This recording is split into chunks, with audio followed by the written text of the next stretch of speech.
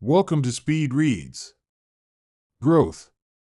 Find out how we can keep growing without destroying ourselves in the process.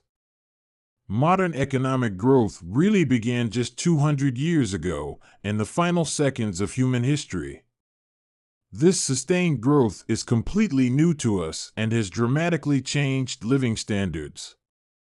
But it's also come at a significant cost, from environmental destruction to rising inequality and the unsettling impact of disruptive technologies. While the consequences of unchecked growth are becoming increasingly clear, what's not as clear is how we can change our approach to become less destructive without succumbing to an economic collapse. The answer to this dilemma is what we'll look at in this summary. Let's begin. Escaping the long stagnation, you might think the average Stone Age hunter-gatherer and someone who lived in the 18th century didn't have a lot in common. And in many ways, you'd be right. Big changes occurred in the tens of thousands of years that passed between the two, as tools and social structures evolved. But when it came to overall quality of life, humanity remained trapped in economic stagnation. In both eras, people lived precariously, scraping together the basics of survival. This standstill, termed the long stagnation, spanned millennia. There really weren't any lasting improvements in living standards until the dramatic turning point of the Industrial Revolution. The history of wages in England has been measured as far back as the 13th century. If you were to draw the trajectory of these wages over time on a graph, it looks like a hockey stick, flat for centuries, followed by a sharp rise around the year 1800. Even earlier civilizations like Babylonia and Assyria showed no substantial improvements over pre-industrial England. In fact, researchers have found that some hunter-gatherer societies consumed more calories and enjoyed more leisure than laborers in the 1700s, underscoring how deeply entrenched economic stagnation was. At the heart of this stagnation is the Malthusian trap, a grim cycle described by the British economist Thomas Malthus. As populations grow, he said, they invariably outstrip the food supply, which drags societies back into subsistence. For most of history, humanity couldn't escape this trap, no matter how hard it worked, until the Industrial Revolution broke the cycle and transformed the trajectory of economic growth. But what's the real driving force of this sustainable growth? Early theories like the Harrod-Domar model emphasized investing in physical capital and material resources. But these models revealed that such growth would eventually result in diminishing returns, making accumulation unsustainable. In the mid-20th century came the Solo-Swan model, which shifted the focus to technological progress. It introduced the concept of a steady state where innovation, rather than material resources, fueled sustainable growth. The results appeared more promising. Later thinkers like Robert Lucas and Paul Romer refined this understanding, spotlighting the role of human capital and the unique, cumulative nature of ideas. Unlike physical resources, ideas grow in value the more they're shared, tying economic growth to the generation and dissemination of knowledge. Ultimately, economic growth isn't the product of any single factor. It emerges from a complex interplay of innovation, culture, and a relentless drive to advance our understanding of the world. This tapestry of ideas and efforts has shaped the modern world, offering both unparalleled progress and, as we'll see, profound challenges. The birth of GDP, our current obsession with economic growth, is something that began in the 20th century. A lot of it has to do with World War II. As the war was getting underway for the U.S., economists like John Maynard Keynes and Simon Kuznets were asking a critical question: how much of the economic pie could be devoted to war without leaving civilians starving? At this point, military spending wasn't even accounted for in the overall national economic figures. This puzzle led to one of the most transformative innovations in economic history, the gross domestic product, or GDP, which includes a broader amount of government expenditures and is now used worldwide to track economic growth. In the post-World War II era, GDP took center stage, becoming a tool of political and economic rivalry during the Cold War. The US and Soviet Union battled not just with weapons, but with economic metrics, each vying to showcase superior growth. But it was also a critical tool for how the Marshall Plan was implemented to help rebuild European nations after World War II. GDP was more than a statistic, it was a ticket to receiving support and a measure of recovery. By the 1950s, global institutions like the United Nations implemented GDP as a worldwide standard, cementing its global influence. Beyond war, GDP's allure lay in its connection to things that matter: jobs, health, and education. Economic growth became a universal goal as it seemed to promise both prosperity and social progress. In the U.S., the 1945 Employment Act declared the federal government responsible for ensuring every citizen had meaningful work. In the UK, William Beveridge advocated for full employment as a pillar of the welfare state, believing it crucial to achieving growth. By the mid-20th century, the focus on growth seemed to be paying off. Global poverty rates plummeted, and societies reaped the benefits of scientific and medical breakthroughs fueled by expanding economies. Growth transformed health, education, and standards of living across the globe. It also bridged political divides. Both communists and capitalists celebrated its promise.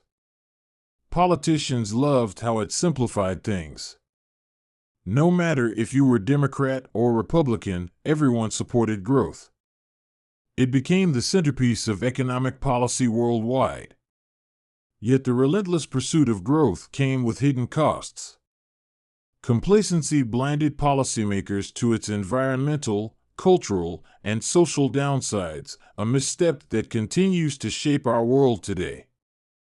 Tracking the costs. So, what has been the true cost of economic progress? Today, it's not limited to any one area. We face the threats of environmental collapse, social inequality, technological upheaval, and cultural erosion.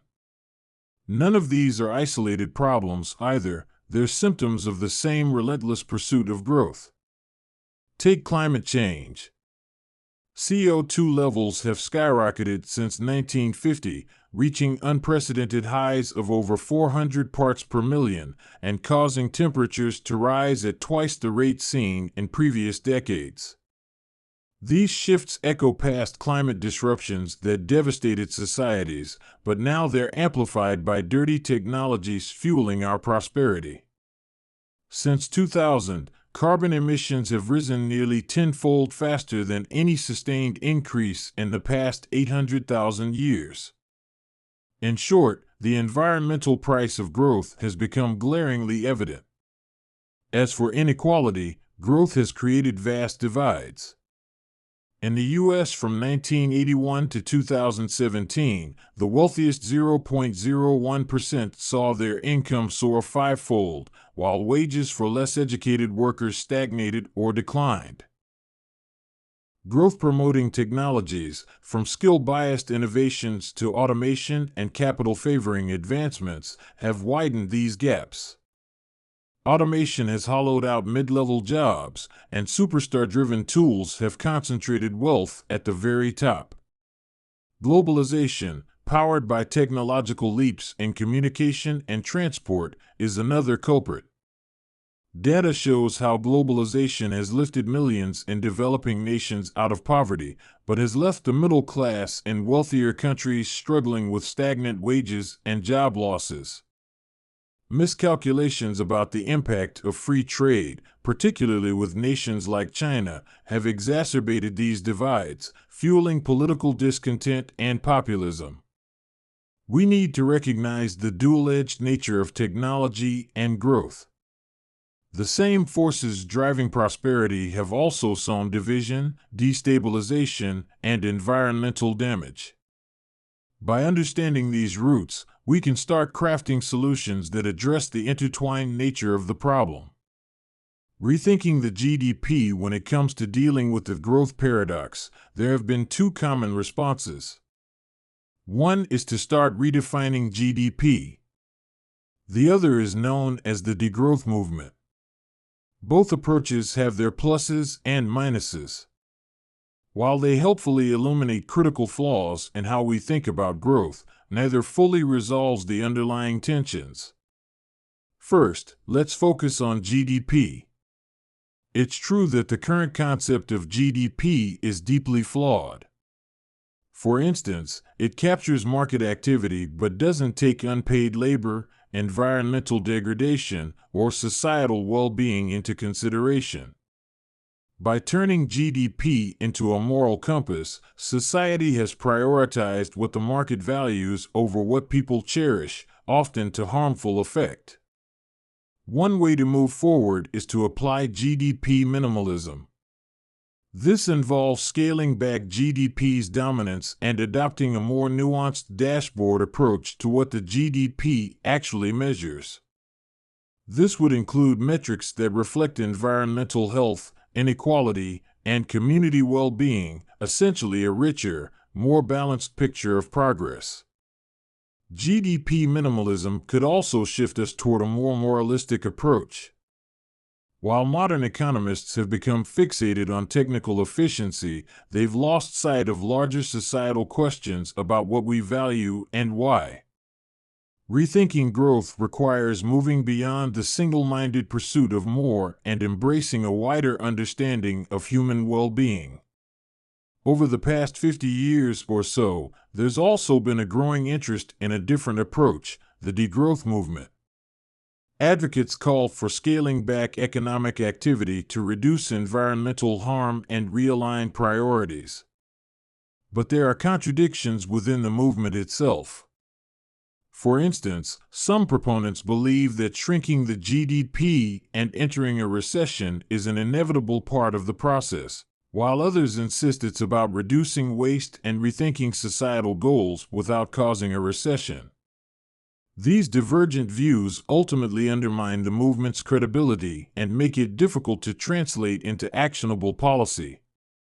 A big problem with degrowth is its lack of imagination in solving our problems. We can't simply replace one extreme, growth at all costs, with another that outright rejects growth.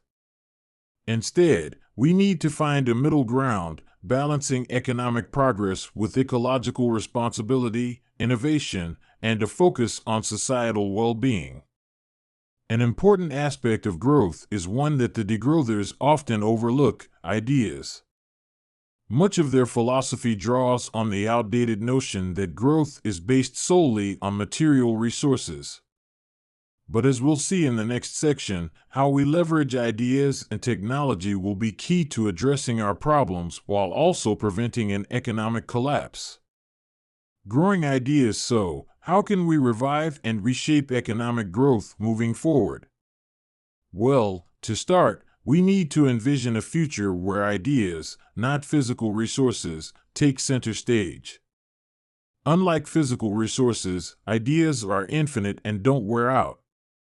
They also build upon each other, creating endless opportunities for innovation and growth. If we were to embark on a second industrial enlightenment, as the author proposes, it would hinge on 4 strategies that support ideas: reforming intellectual property laws, investing in research and development, expanding economic participation, and utilizing technology. As it stands now, intellectual property laws are outdated and overly restrictive. They've expanded into unnecessary areas like gene patenting, and big companies often use them to stifle competition, blocking smaller firms from innovating and trapping ideas in legal gridlock. Many patent owners don't even develop anything. They sit on their idea and wait for someone to try and do something in order to start a lucrative lawsuit. The author proposes reforms like a use it or lose it policy for patents and simpler, more balanced laws that encourage collaboration rather than competition. Investing in R&D is another cornerstone of the new approach to growth. For this, we need people and cooperation. Silicon Valley's success has been driven by immigrant workers and government-backed breakthroughs. Despite what many think, the public and private sectors have always worked together to fuel innovation. In many areas, however, research productivity has stagnated in recent years. The discovery of new drugs is just one example where we've seen diminishing returns for an industry that was once flourishing. Over this same period of time, there's also been a growing administrative bloat in universities. Elite institutions like Harvard are employing more administrators than faculty, which invariably leads to an imbalance that stifles innovation. Cutting red tape and refocusing funds on R&D could reinvigorate the pace of progress. Technology, particularly AI, could also offer hope in reversing this trend. IBM's medical research programs and DeepMind's AlphaFold are promising examples of how technology can be used not just to spur ideas, but to make discoveries that change industries. They've already revolutionized areas like protein folding and diagnostics. These kinds of innovations show how we can depart from traditional growth models that focus only on human labor and physical infrastructure. This shift, from material prosperity to intellectual progress, is key. But we also need to stop chasing growth for its own sake. We need a balanced approach to growth that's centered on solving our problems. With the right tools and knowledge, it is possible to steer economic growth toward outcomes that align with societal values, like reducing inequality and protecting the environment. Trade-offs and incentives. One thing the degrowth movement is absolutely correct about is trade-offs. We need to rethink the costs and benefits of growth that we often take for granted. Growth isn't just about deciding whether to tolerate more inequality for greater prosperity. It involves weighing environmental impact, community well-being, political stability, and job quality against the drive for more output. At the same time, through incentives and applying the right kind of pressure, we can also promote the kind of growth we want. The good news is, we've already seen how innovation can weaken trade-offs. Renewable energy was once seen as an obstacle to economic growth. But clean energy technologies like solar power are now proving that environmental progress can coexist with economic expansion. By shifting incentives and investing in sustainable solutions, society has begun to navigate the once impossible trade-off between economic growth and reducing carbon emissions. The labor market presents another opportunity to reshape trade-offs. Through strategic use of taxes and subsidies, we can incentivize technologies that enhance, rather than replace, human workers. For instance, AI tools that augment productivity without displacing jobs could create a more equitable and resilient workforce. It's about aligning technological progress with societal goals to support the job market. Laws and regulations are vital tools in steering innovation toward the public good. Far from stifling innovation, regulations can channel it in ways that benefit society as a whole. The response to both the COVID-19 pandemic and the Russian invasion of Ukraine have shown that societies, when they must, can respond quickly to implementing new ideas, like remote workplaces and alternative energy sources. In the end, trade-offs are unavoidable but manageable. Strategic decisions can weaken their impact, allowing for growth that's more sustainable and equitable. By shifting our priorities and embracing a broader set of values, like environmental health and social fairness, we can redefine what it means to grow. In doing so, we're reminded that growth isn't an end in itself, it's a means to building a better, more balanced future. Final summary.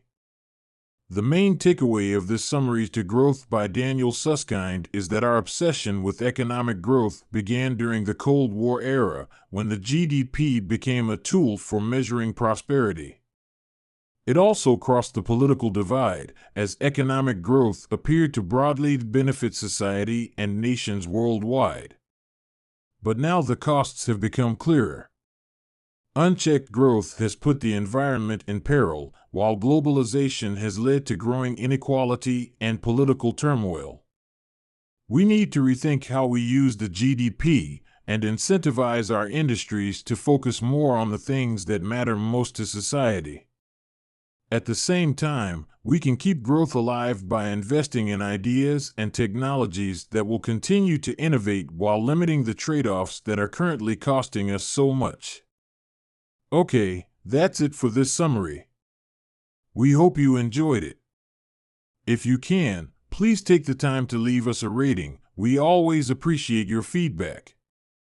See you soon.